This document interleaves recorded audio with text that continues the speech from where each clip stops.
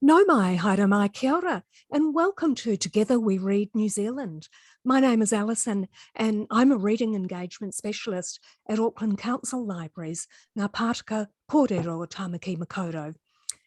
Now, the Together We Read digital book club, which is facilitated by Overdrive, connects readers in New Zealand with the same book simultaneously for 2 weeks. And so from today, until the 27th of October, which is 2 weeks away, the selected book is the wonderfully twisty and psychological suspense thriller To the Sea by Nikki Crutchley.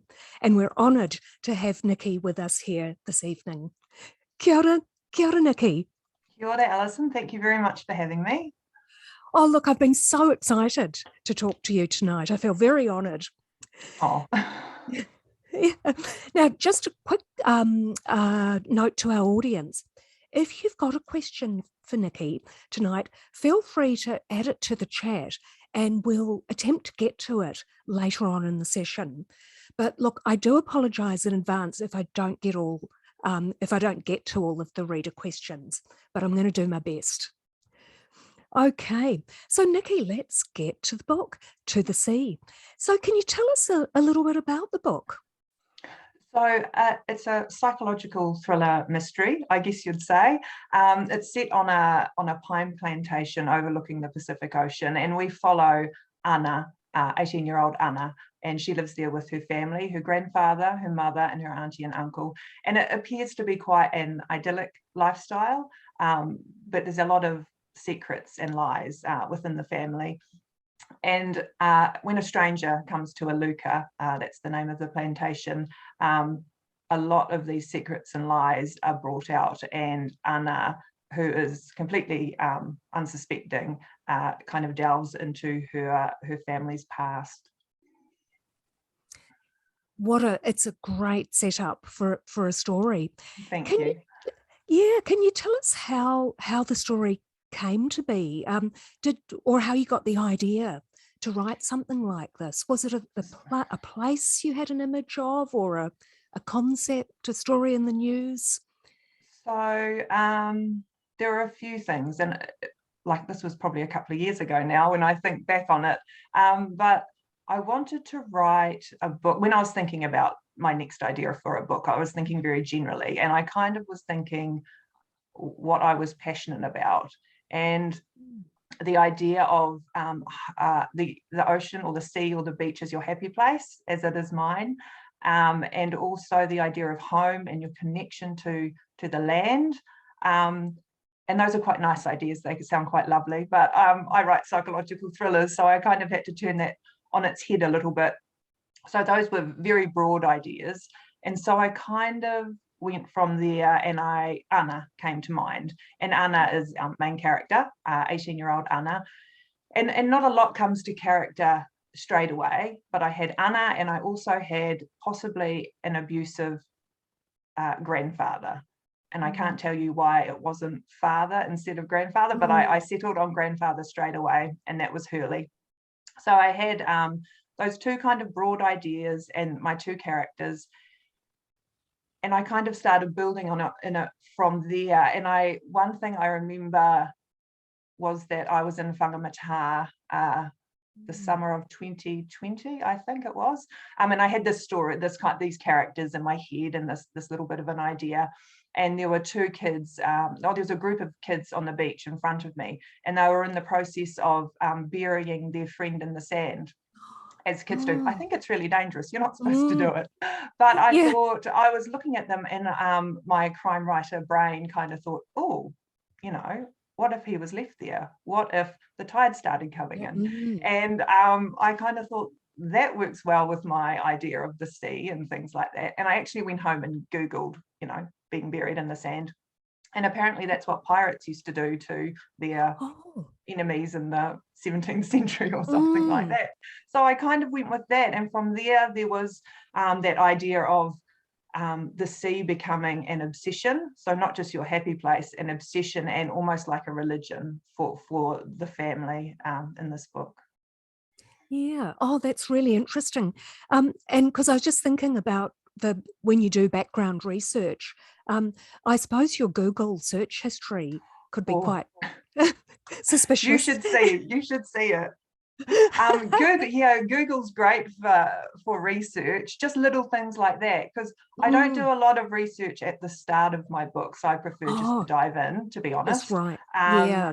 But I'm constantly Googling little things. I don't know what I would have done as an author. How long has Google been around? But it's so good to have. But research wise, I actually Hurley, our antagonist, the baddie, most definitely. He's probably one of the most despicable characters I've ever written. But I kind of wanted to give him not a reason or an excuse for being bad, but I just wanted to give him a slightly complicated personality and backstory. So I had the idea of a traumatic brain injury, and I didn't know much about them. I knew nothing about them. And I kind of just thought someone who suffered a traumatic brain injury, I'd often heard about them undergoing personality changes. And so I have a friend in Ireland who's a neuropsychologist, and which is handy. And so I actually messaged her and I just said, what's the story here? What actually does happen to people? And she said, they can undergo a personality change, but like if Hurley wasn't violent before, he's not automatically going to become violent after. So that kind of put me straight. So I needed to do a little bit of changing around of that, and that kind of, we get a bit of a reveal at the end. We find out what Hurley was actually like before then. And also my brother-in-law is a coastal scientist, which came in handy with there's a bit of erosion and things going on in the book with crumbling cliffs and things like that.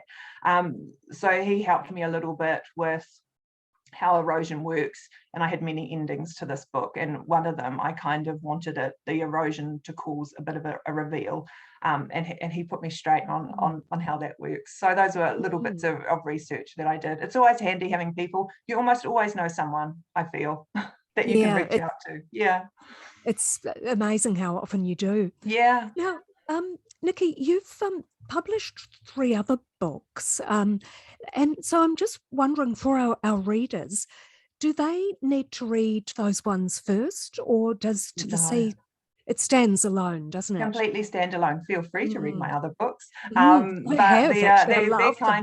they're kind of small town, set in New Zealand, mysteries, crime mysteries. So To the Sea is a slight departure, I think. It's probably the No One Can Hear You is probably the most similar, but To the Sea, completely standalone. That'll be good for readers to know. Yeah. Now, To the Sea, it has the dual narrative. So as we were saying before, it's told from the point of view of Anahita, which begins about 23 years ago, and then her daughter, Anna, in the present day. Yeah. So I'm wondering how having a dual timeline like that either adds or takes away from the suspense. I think it absolutely adds to the suspense. And I'd never written a book like that before.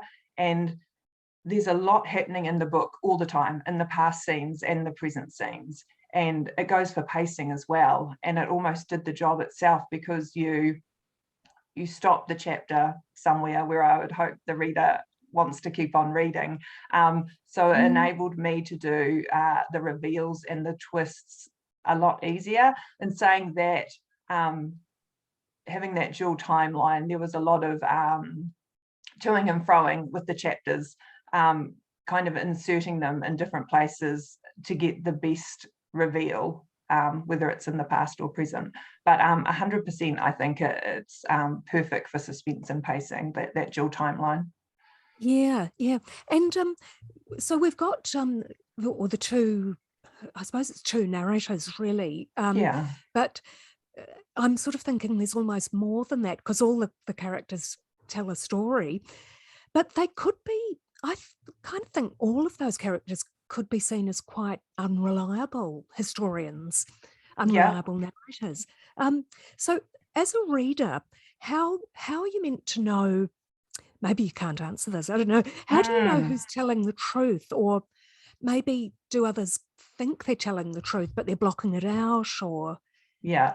I think that was the kind of the point of the book. I'd like the reader to be maybe a little bit suspicious of people. I didn't 100% go into writing the book to have unreliable narrators, but I think a book that is based on secrets and lies, you can't really get away from that. And yeah, I think everyone has secrets in there, and yeah, which automatically makes them unreliable. And I don't want to suck my reader in, so to speak, but I like the idea of people thinking, oh, I thought he was this or she was that, when it turned out the other way. Yeah, I mean, Yeah, writing that happened. psychological thrillers, yeah, that's kind of the Yeah, aim. Yeah, that happened to me. I did find that, and I think, I thought he was, yeah, really yeah, truthful, and I quite like yeah, that. Yeah. yes, yeah. So it worked on me. Yeah. Now, we've actually just got a comment that's come in from an audience member, and it's good to segue to it, because the scene on in the first part of the book, which is real, because I don't think it's unreliably portrayed, but our readers saying that it just grabbed them straight away. Yeah. And I found that when I was rereading the first chapter, and it was completely grabby. And Yeah. I knew, I couldn't put it down from the first paragraphs. Yeah. Well, that's the aim, isn't it, for us writers, Yeah. to do that for you. And it's actually funny you say that, because in the earlier drafts, chapter 1 was actually the first chapter. So that chapter with Down on the Beach was actually chapter 2, which totally doesn't make sense now. And I think it was my agent Vicky who said, let's swap that around. And it absolutely worked as that hook. Something you really need for psychological thrillers. Yeah, I would hope people wanted to keep reading, or maybe some people would put the book down. But yeah, the aim was to keep reading and find out, what this was all about. What was going to happen next? Yeah. Oh no, it was good to see that comment come through. Yeah. Now, in recent years, the public imagination has been captured by cults, and we're seeing evidence of cult-like communities even in Aotearoa, New Zealand. Would you say that the dynamic that Hurley creates at Iluka has kind of cultish aspects to it, or would it be more like a domestic sort of coercion and control type of situation? Yeah, that's interesting you say that, because at the very start, when I had this idea, it was going to be more of a community, so more of a cult. But when I was talking through with my agent about the idea, we decided that there's so many books about cults, and Charity Norman has a wonderful book called See You in September about a cult, and does J.P. Pomadi have a book about a cult? I'm trying to, yeah. So like, not that you couldn't do it, but I kind of settled on the idea of a family. And lots of people have commented on me that it is very cult-like, and I think I always, that was that leftover idea, but it is also just about, a family unit and intergenerational violence and that power that Hurley has over them. Yeah, that's that whole power and control thing. There are definite similarities, aren't there? Now, if we get to Iluka, the place, the home, the sanctuary, I found that it was almost like a character in the book, and I wondered what you thought of that. I love that. That's my main aim, and it's and it's in my other book, Nothing Bad Happens Here, my first book. We have the setting of Castle Bay and Coldridge Valley, and I do like making the setting almost become alive. I remember my husband, when he read To the Sea, he said, is it wrong that I've kind of fallen in love with Iluka? Not not the people so much, but the place. And in such a book, absolutely, the setting and the weather and the location of where they are, how isolated it is, and even though it's out in the open, it feels quite claustrophobic. A lot of work was put into that very happily, creating that setting. Oh, Oh, good. And how the weather would change as it does on the Yeah, coast. And you'd see yeah, exactly. the characters would see the black clouds rolling in Yeah, yeah, and as you say, that claustrophobia. yeah. And Yeah. just with the pine trees almost protecting them, Mm, sheltering them, yeah, from the outside world. But when there's yeah, plenty of nastiness going on inside their world. Yeah. that's right. Now, the name Iluka was one that I found very interesting because, if I'm not wrong, that's an Indigenous Australian, or that's the origin of it. And of Yep. course, there's a town in, I Mm. think it's New South Wales. Mel will probably tell me off if I'm wrong. So I was wondering if you chose the name Iluka to give the story a kind of universal feel, maybe to appeal to audiences outside New Zealand, or or was there another reason for that choice of name? Yeah, so with all the names, so Aluka, but also the characters' names, I made a decision at the very beginning that Hurley brings his family to Aluka, Mm. making a new start. He wants to make a new start. And I thought a really good way to make a new start, but something also really creepy, is to rename his family. So his wife and his son and daughter were all given new names.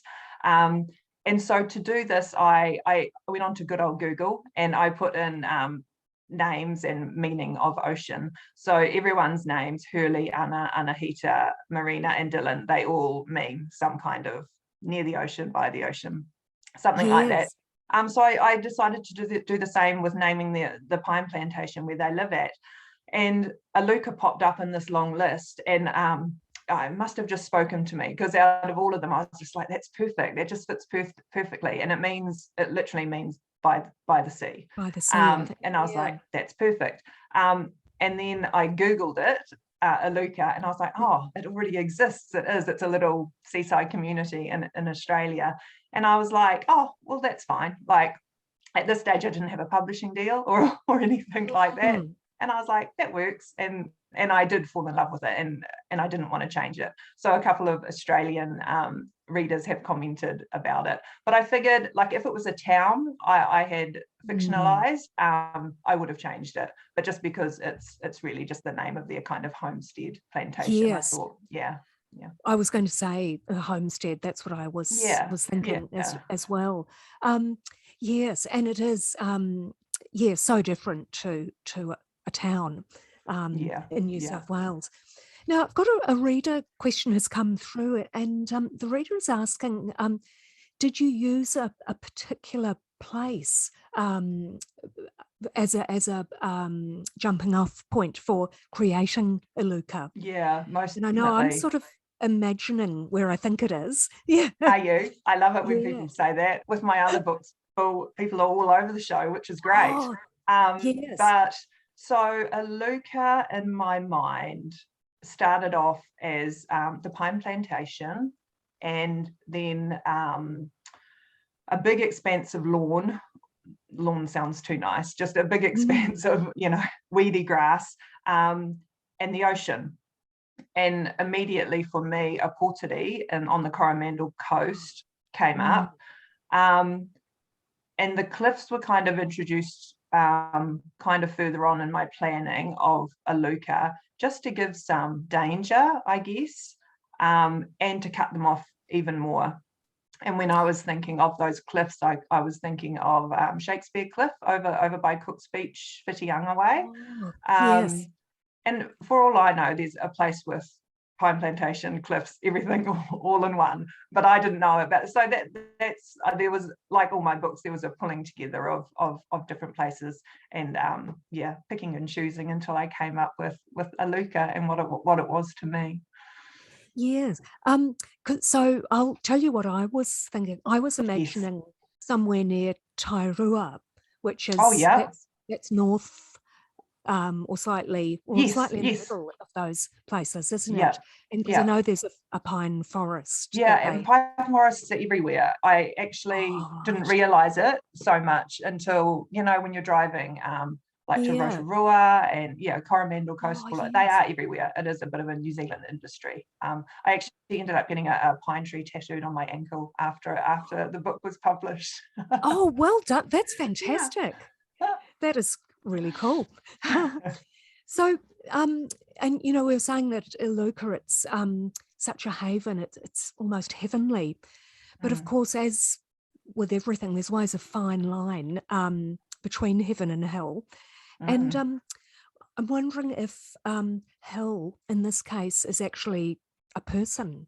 And I'm thinking Hurley. Yeah. He can certainly unleash the fires of hell, Yeah. just about, can't he? Absolutely. And like I said, my husband said the idea of Iluka was quite lovely, and that was kind of the point. And like you said, I guess a kind of heaven and hell. So as dangerous as the landscape and setting of Iluka could be in the ocean, I think 100% it was the people that made it what it was. And yeah, Hurley 100% was definitely the hell part. Yeah. And because he's a very patriarchal, isn't he, and an authoritarian tyrant. And it was interesting how he kind of set up this dynamic of us versus them, but also, so that was like the family against all the others outside the family. But then also, I think he sort of set up an us versus them within the family. Yeah, too. absolutely. Yeah. And I think that was just another way to show his power. So he always knew Anahita would always be on his side. I mean, he'd almost groomed her to, do exactly as she wanted. And poor Dylan, like that was Dylan, who is Hurley's son. Just terribly abused, just from a very, very young age. Yes. And it was almost like the kids, well, I suppose Anahita in particular, it was almost like a type of Stockholm syndrome, really. That's kind of what I was going for. Anahita is a lot more than just the daughter of a narcissist. And she had a few issues before they came to Iluka, issues that were big for 11, 12-year-old, I think she was. And so Hurley was always her favourite, and vice versa. The whole dynamic of their little family of four, there was definitely Dylan and Mum, or Hurley and Anahita. And she was always the favourite, and she looked at Hurley as kind of her saviour, getting her away from a situation that she didn't want to be in anymore. And I think when you're at that age, kind of that 12, 13-year-old, things can appear to be a lot worse than they are. But to her, Hurley saved her. And he kind of had her then, I think. Yes. And she was happy to do anything. And the relationship with her mother wasn't good. And she could see Hurley treating her mother badly, but it was just about taking sides.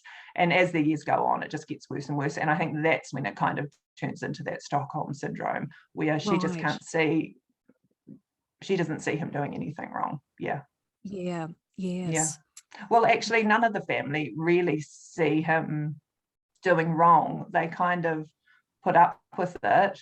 And Dylan has a strong hatred for them. They hate each other, to be honest. But there's that idea that they stay because that is their life. Yes, they kind of just accept that this is. And it's been going on for, by the time we meet Anna, Iluka has been around for 2 decades, and it's just become their way of life. And like I said, almost like a religion that they follow. Which is a kind of a good place to move on to our quote by Jimi Hendrix that we were talking about earlier.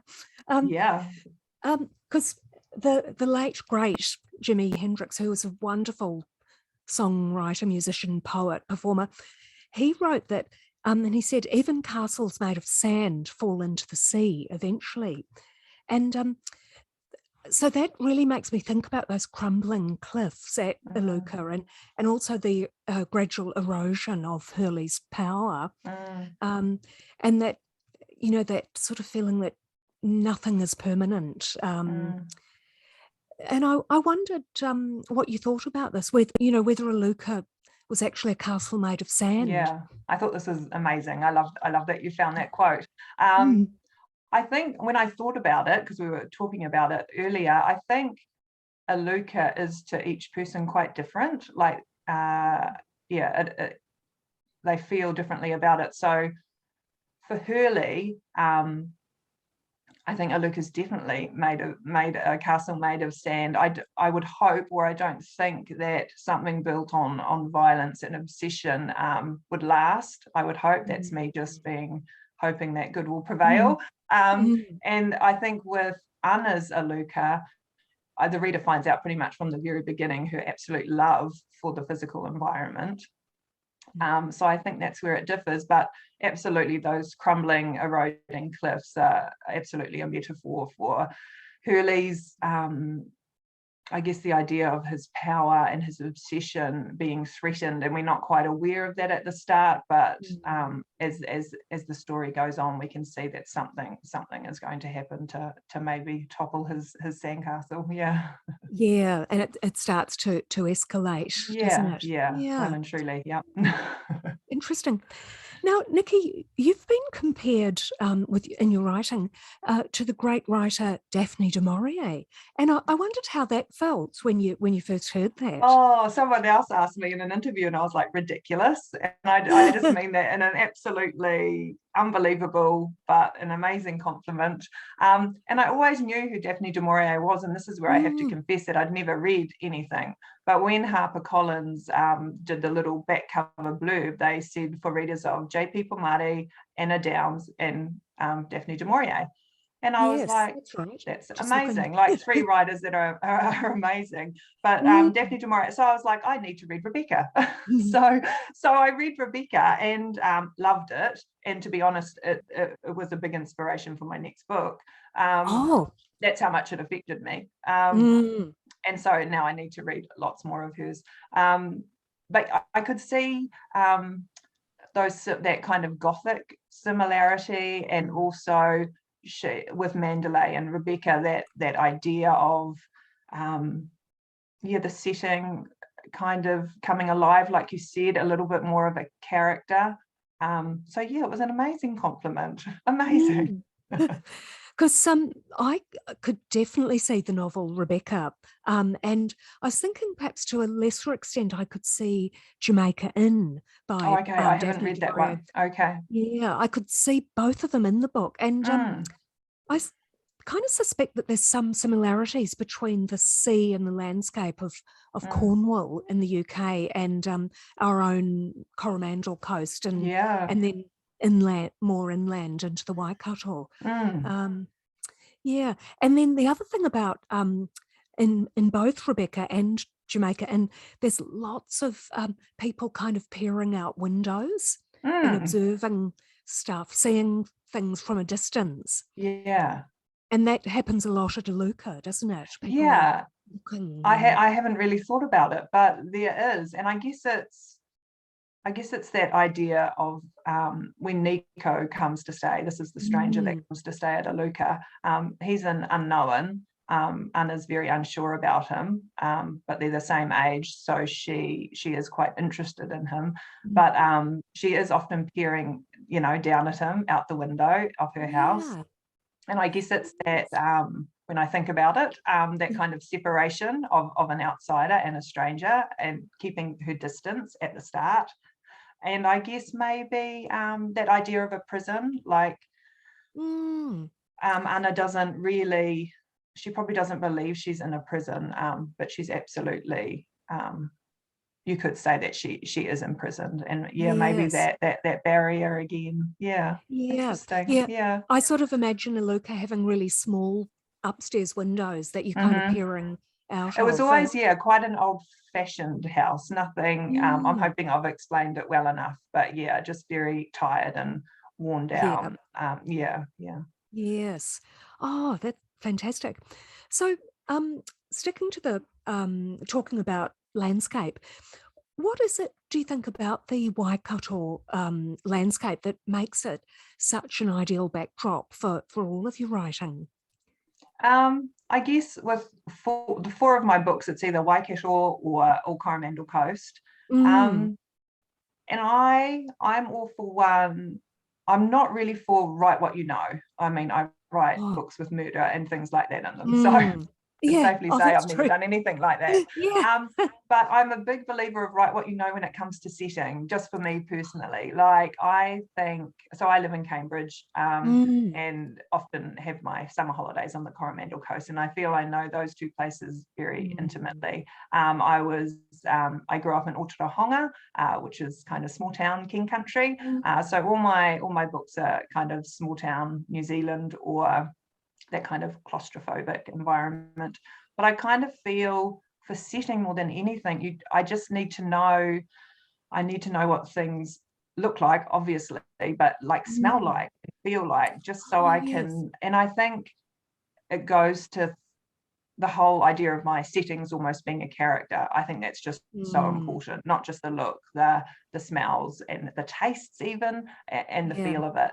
And so that's where I'm from, and that's where I write. But I'd say never say never. I might one day set a book in America or England. Yeah. But I lived in the UK for Mm. 3 years. But Right. Yeah. I still don't feel I know it as well. Mm. Mm. Yeah, to write. And I know some authors do, and they do a great job of it. But it's just one more thing. Writing a book is hard. So if I know the setting, like Yes. that's one One tick. thing you can, Yeah, yeah, yes. yeah. And because in your books, some of your places are real, like the Mm.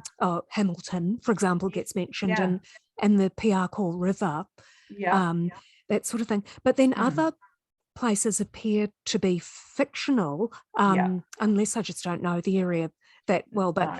Um, but I was thinking, if that's the case, how do you decide on which settings will be imaginary and which will be the Yeah. real thing? Yeah. So with all four of my books, and the fifth one coming out, Mm. the actual place, so Aluka, and Nothing Bad Happens Here, Castle Bay, all these Yes. places are fictional, and No One Can Hear You, there's Caution, and the Murder Club, there's Lentford. So all made up Right. little small town New Zealand. Mm.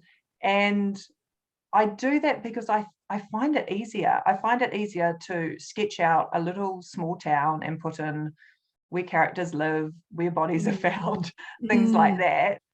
But it's always New Zealand, and it's New Zealand, from the Pahutakawas to native trees Yes. to the locals and things like that. But Yeah. the kind of if cities or things are mentioned, or rivers, like you said, I mentioned the Piarco River in the Murder Club, Yes. and people kind of, yeah, they could kind of put Lentford in the Morrinsville kind of area, which is Yes. fine. But yeah, and I mentioned Auckland and things like that, just as Mm. the big cities and things like that. But yeah, those little fictional towns are just my imagination, or a bringing in of Otorohanga, Morrinsville, Cambridge, Whangamata, Aportere, yeah, things like that. Yeah, I just find it Yeah. easier. And I know some writers would be the exact opposite. They'd rather settle on a town, know where all the streets are. But I just find it easier to insert things where I need them. Mm. Mm. Oh, that's interesting.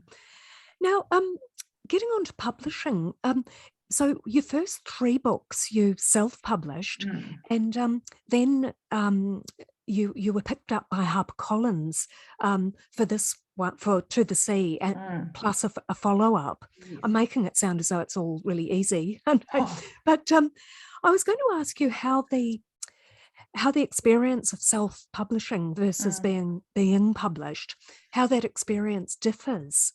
Mm. And is one easier than the other, or?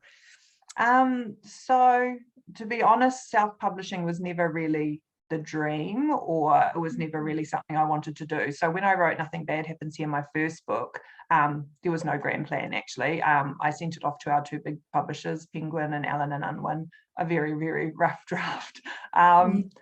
It wasn't ready to be sent off when I look back in hindsight, and got rejections. And as I worked on it and got assessors and structural edits, I did realise that the idea of having a book on a bookshelf in a library or a bookshop was a dream that I'd had pretty much my whole life.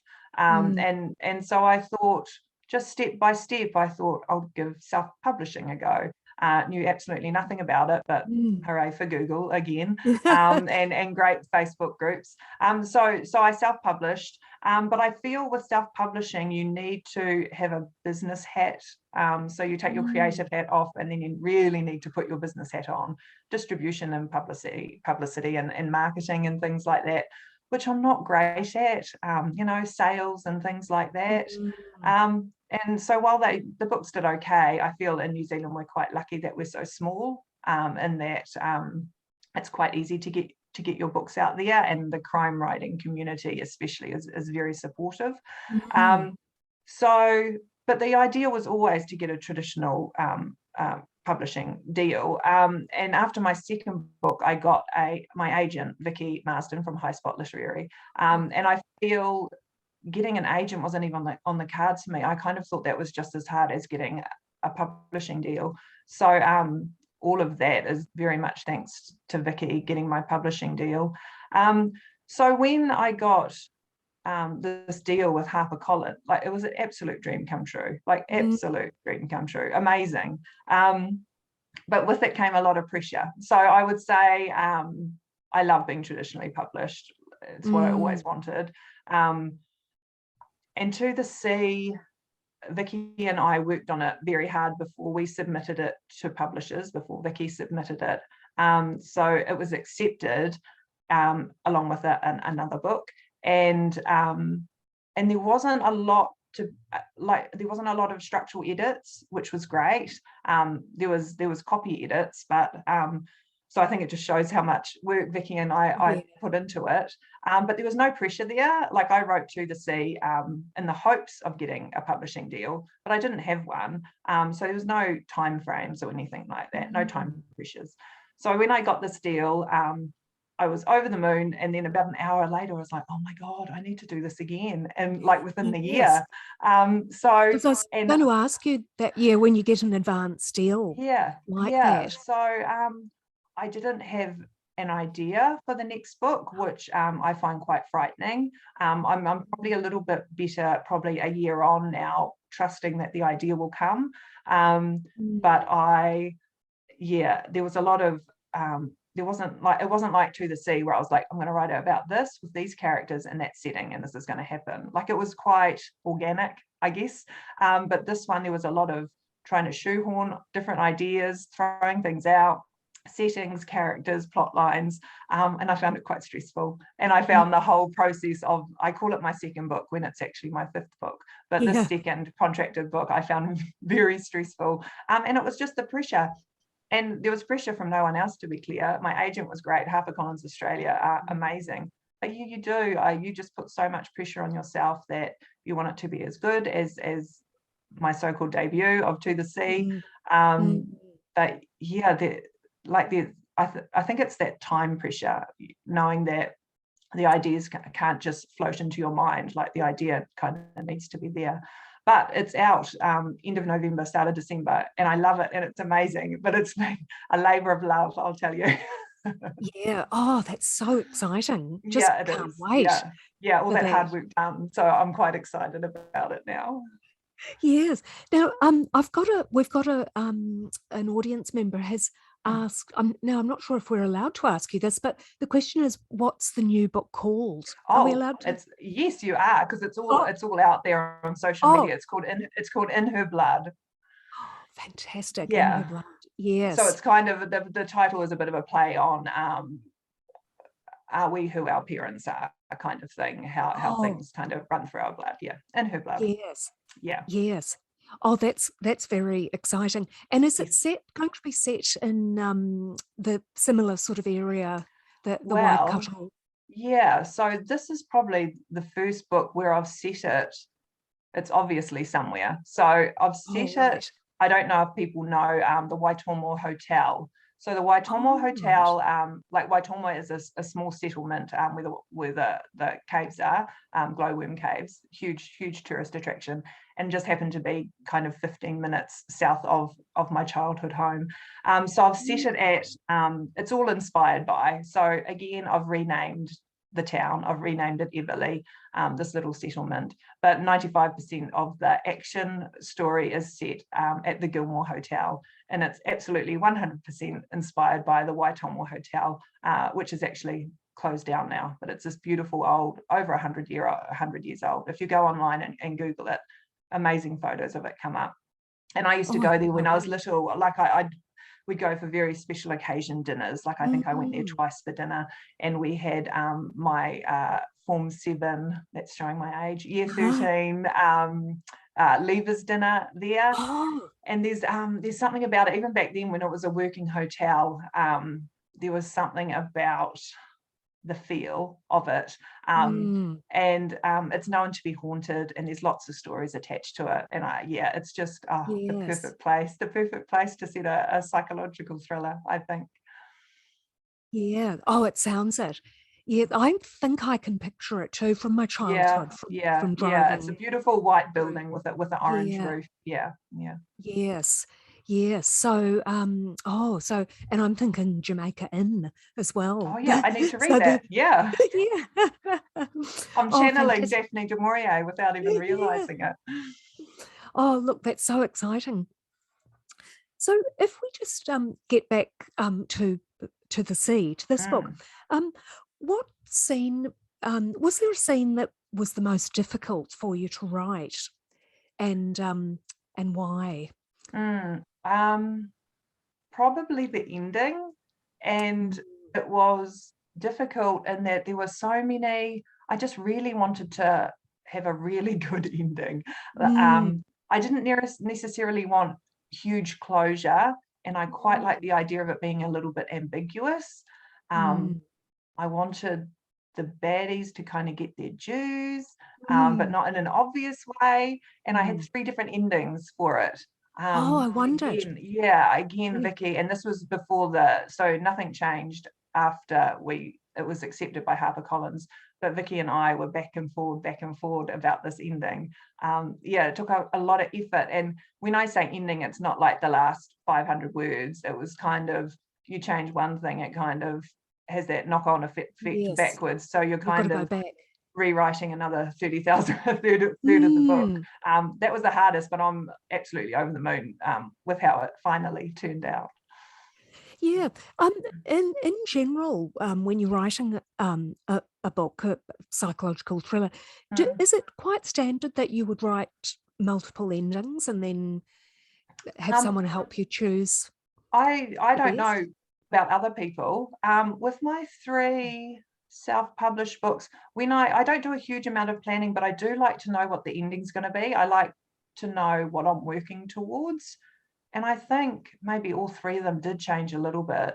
But this one Mm. had noticeably different endings. And within Oh, Her Blood, my next one, that was just a real puzzle. And it was the same idea, just really wanting, I guess, with really classic crime novels, police procedurals, there mm. is that kind of closure, wrapping up of.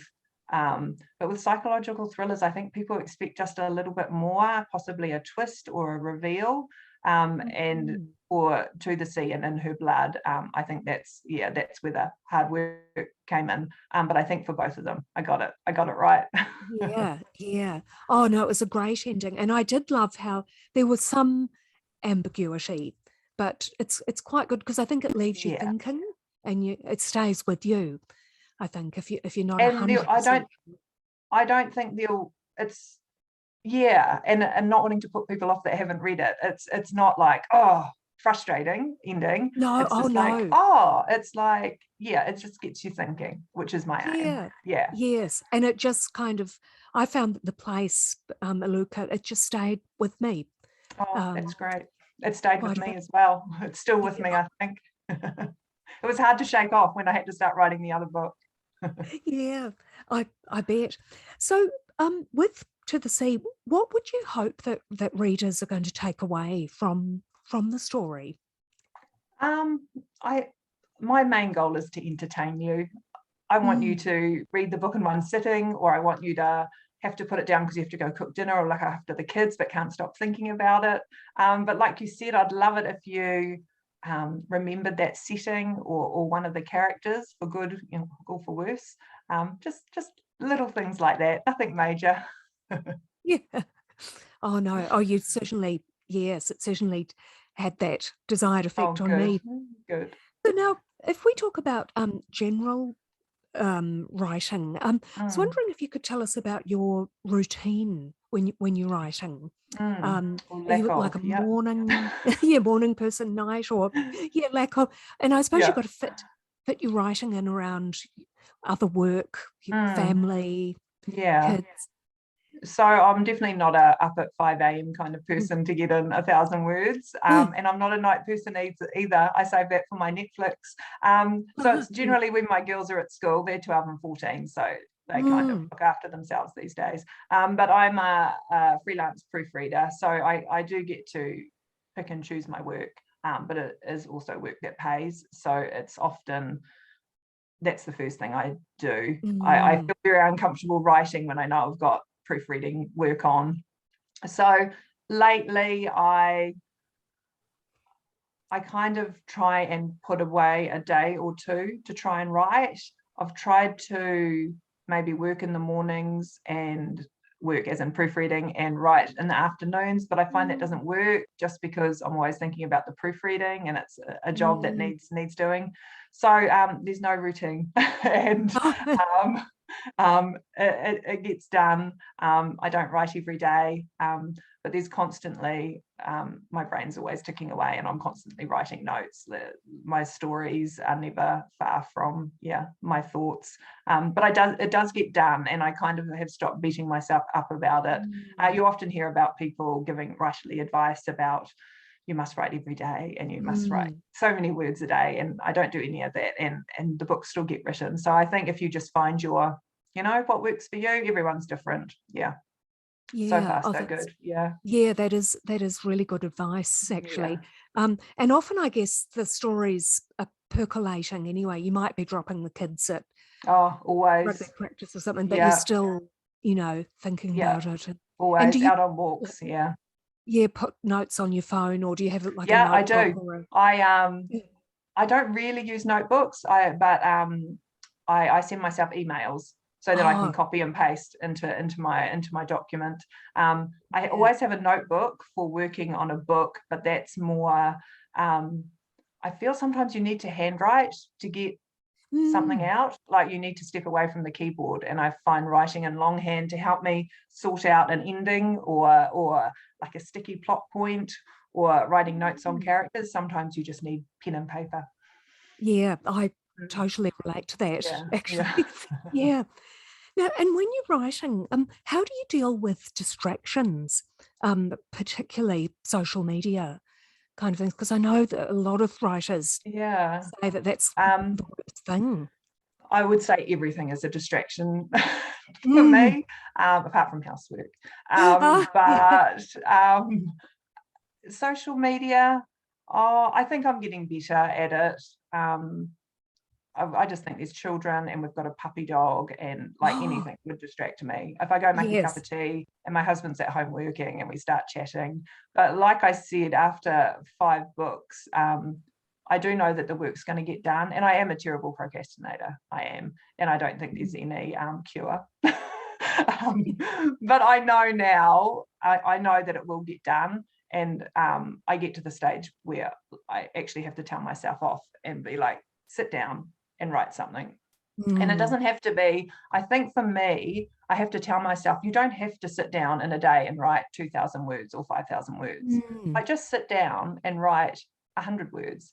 And if I tell myself that, I'm away. So I kind of trick myself into sitting down and doing it. Yes, it's kind of like getting started sometimes. Yeah, isn't it is. It's the getting started for me is so hard. But once I'm in it, an hour goes by in a minute, and I look down at the clock and I can't believe that time is gone. Nothing else in the world does that for me. Writing. Yeah. Oh, fantastic. Now, Nikki, when you were growing up, were you a big reader and a user of public libraries? Yes. Yeah. I was born a bookworm. I swear it. Yeah. Mm. I absolutely love books. And I worked in libraries. So I trained, Yes. I did a diploma in information and library studies after my degree and after a couple of years away in the Mm. UK. So I never worked in public libraries, which I would have loved, but Mm. it wasn't really on purpose, but I ended up in kind of specialist libraries. So Mm. I worked at the Waikato Hospital Medical Library, Oh, and I worked at English Heritage in Swindon in the UK. They have a specialist library oh, there. And then I came home after another year away and worked as an acquisitions librarian at Waikato University. So yeah, libraries have always been a big part of my life. And school libraries, I remember school libraries really fondly. I went to a tiny Catholic school in Aotearoa. We had a roll of about 40 kids goodness. from year 1 to year 8. So it was Mm. tiny, but we had our own little library, and I always remember that. But yeah, love Yes. libraries. Yeah. So this is extra special, this campaign. Yeah. Oh, Yeah. great. I'm so Yeah. pleased about that. Well, look, we're almost running out of time. So I'm just wondering if I could ask you one more question, Yes. if you don't mind. And I was going to, the question is, what are you reading now?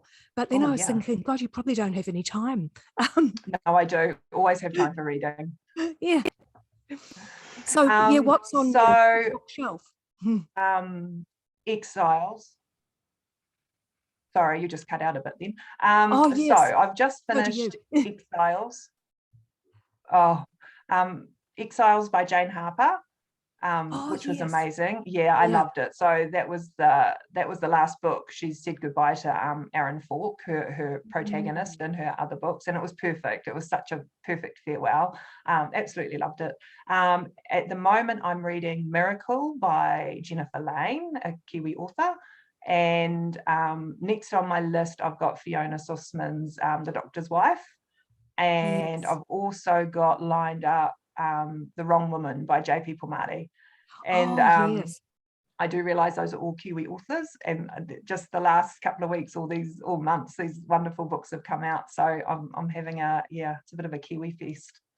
Yeah. Oh great. Yeah, Oh, we've yeah. got so much. There's just so much Oh, talent here. So so good. Yeah, yes, yeah. yeah, And I've got the Fiona Sussman one on my yeah, bookshelf as well. yeah. So can't I'm wait looking forward to it. Yeah. to get into that. Well, look, Nikki, it's just been fabulous having you here this evening. So thank you so much for your time. Also, I'd like to thank Malcolm and the team at Overdrive too Yes, thank you. for Yeah. assisting us tonight. So that's really, really great. And if the audience are wanting more talk about To the Sea, please visit the discussion board that's up there at the moment. It's got some good questions and discussion points already. And that's at the website togetherweread.com/NZ. So there's some great discussion points that are on there Yes. already. So we might jump over there and have Yeah. some time.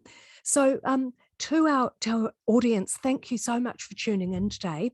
And thank you once again, Nikki. This has just been a real privilege to talk to you. Thank you. Thank you, Alison and Mel and the team at Overdrive. Yeah, this is great. Wonderful being part of the campaign.